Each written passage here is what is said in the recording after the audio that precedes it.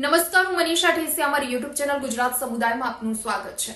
ગુજરાત સહિત સમગ્ર દેશમાં આગામી 100 દિવસમાં ટીબી નિર્મૂલન ઝુંબેશ શરૂ કરવામાં આવી છે, પરંતુ આ ટીબી મુક્ત ઝુંબેશના દાવા અને વાસ્તવિકતા વચ્ચે જમીન આસમાનનું અંતર છે।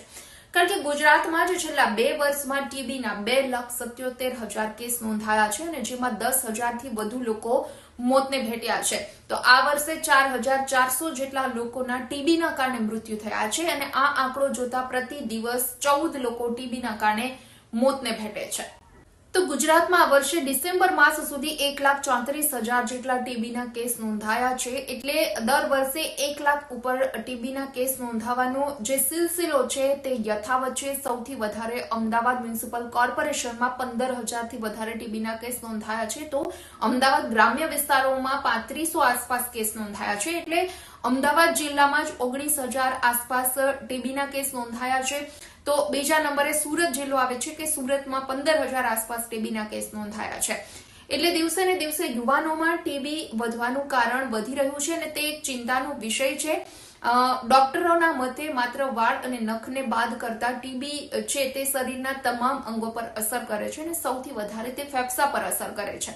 90% કેસમાં એવું જ હોય છે કે ફેફસાને સૌથી વધારે ટીબીના કારણે અસર થતી હોય છે। તો ઘણા બધા કેસમાં એવું પણ હોય છે કે કોઈ લક્ષણ ન દેખાતું હોય અને છતાં પણ ટીબીની અસર હોય છે। છાતીમાં દુખાવો કે પછી લાંબા સમય સુધી કફવાળી ખાંસી રહેવી આ પણ એક ટીબીનું જ લક્ષણ છે। તો ગંભીર ટીબીમાં ફેફસાના ઉપલા ભાગને વધારે અસર થતી હોય છે અને 15 થી 20% એક્ટિવ કેસમાં એવું હોય છે કે ટીબી છે તે ફેફસાની બહાર પણ પ્રસરી જાય છે અને જેમાં અલગ પ્રકારની ટીબીની અસર શરીરમાં થતી હોય છે, જેને એક્સ્ટ્રા પલ્મોનરી ટીબી તરીકે ઓળખવામાં આવે છે અને જે ટીબી જેની રોગ પ્રતિકારક શક્તિ ઓછી હોય એવા વ્યક્તિ અથવા નાના બાળકોમાં વધારે જોવા મળતી હોય છે।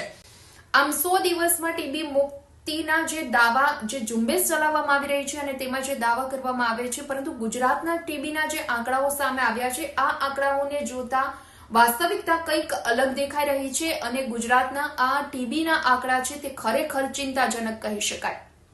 વિડીયો પસંદ આવ્યો હોય તો લાઇક એન્ડ શેર કરવાનું ભૂલશો નહીં અને ખાસ અમારી ચેનલ ગુજરાત સમુદાયને આપ સબસ્ક્રાઇબ કરી લેશો। આવતીકાલે કોઈ નવા ટોપિક પર ચર્ચા કરીશું।